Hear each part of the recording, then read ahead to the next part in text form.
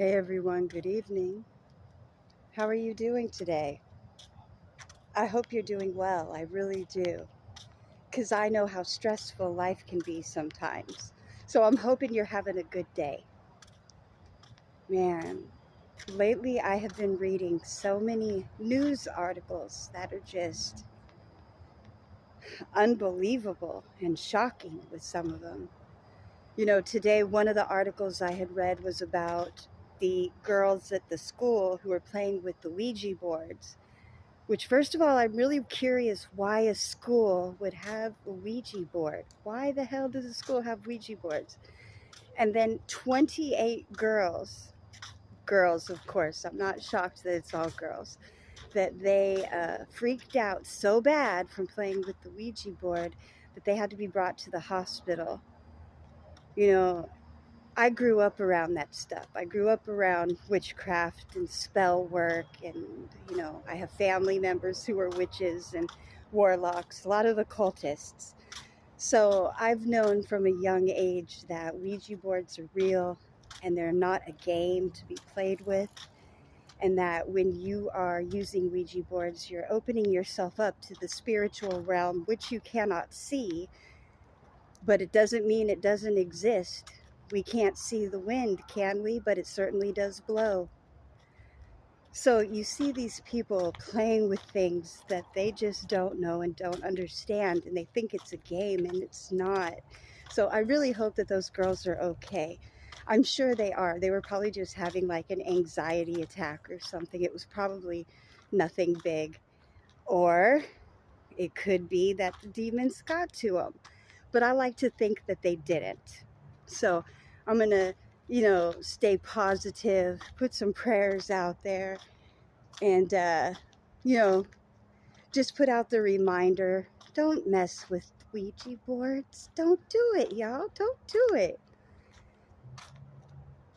I could share some stories around Ouija boards, but I don't really feel like going into details on that. But I will say one time in the garage at my house when I was about 12 or 13, we had made a Ouija board and we were using a mason jar. And what ended up happening was quite unbelievable because we were fucking with it, even though I knew better because I knew the spirit realm. That jar moved on its own without our hands on it, and it pushed itself off the board and it exploded. Yeah, it broke into fucking pieces. It shattered. The whole thing. Then we both just sat there and neither of us screamed. We just looked at it, looked at each other, looked at it, laughed, closed out the session, and then didn't fuck with that no more. The spirit world is real. The spirit world is real. Just like a lot of people don't think witchcraft is real. They think it's just a thing that's just a word, you know. But not all spell work is bad. But I think anything that takes away from a person's free will is bad. So, I don't know if I want to go into that topic too deep, other than, again, to say don't play with people because you never know what they're capable of. And don't play with Ouija boards because both can be quite dangerous. Yeah. Another subject, speaking of dangerous, or maybe not so, the article I read on the guy who robbed a bank in Utah for $1 because he wanted to go to the big house. Did you guys watch that video? That was so sad. So this man robbed a bank. He gave him the teller a note that said to please give him $1. He was robbing the bank. Thank you very much.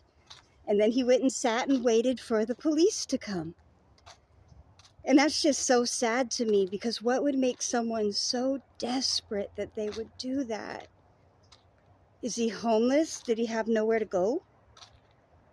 Is he someone who'd been in the prison system? Was he so into the system already that he was institutionalized and he couldn't make it on the outside? Was he homeless? Was he being abused? I don't know. It could be anything, you know, because initially when I read the article, I kind of giggled because it said polite robber. So the title was kind of cute, funny. But you really got to think about stuff and stop looking at people as just entertainment. This could be any of us that life happens to that is terrible for us, but people think it's funny because they find us to be entertaining.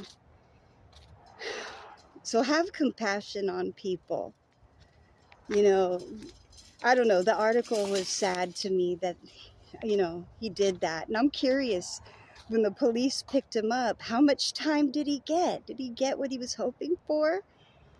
Because he said that if he got out again, that he was going to rob another place, but this time for more money.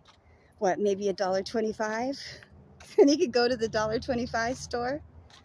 Oh boy. I don't know. Okay, there I am making jokes. I just got done. Does that make me a hypocrite? Because I just got done telling you guys, don't make fun of people. And I just made that joke. Gotta catch myself too. But yeah. So anyway, I don't really have a lot to say right now. I'm just out walking, trying to get some steps in. And trying to get over the way I've been feeling, because I've been feeling kind of down because I've been stressed out. Not so much depressed, which, because you guys know I suffer sometimes and have struggles with depression. It's more stress and how to manage the stress by making a plan of action to get rid of said stress. Because I have some life situations going on that I'm dealing with that require action on my part. So I'm trying to figure out, okay, great, what is the correct action? Because in the past, I've made some questionable, although not ill-meant decisions. I thought I was doing the right thing. But then in hindsight, you know, I'm like, damn, I could have done that different, or I should have done this instead. So I'm trying to weigh out all my options. So I had decided to take a break from that for now. So I came outside, I'm on a walk, I'm talking with you guys. I love you guys, you're awesome. And stepping away from the problem for a while so that when I go back to it, maybe I'll have fresh eyes. You know, maybe I'll see things a little clearer. Because you don't want to stew in stuff. You don't want to stew in your problems or depression or whatever it is for too long. Yes, feel the emotion. Acknowledge the emotion. Feel it in your soul. And then, okay, you're done with it. You're done moping. You're done boo-hooing. Now it's time to move forward and do something about it. Because you don't want to prolong your agony, do you? You don't want to be your own executioner, torturing yourself. Hold on, I got to drink some water. I'm sorry, you guys. I'm thirsty.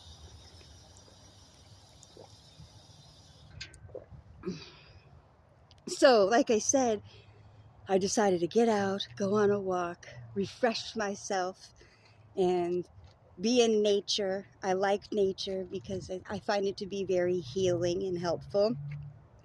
And just de-stress. Yeah, that's all I had to say, you guys. I didn't really have much to say. I hope I didn't waste your time. I hope you don't look at this video and say, I spent 10 minutes almost watching that video and she really didn't say much of anything.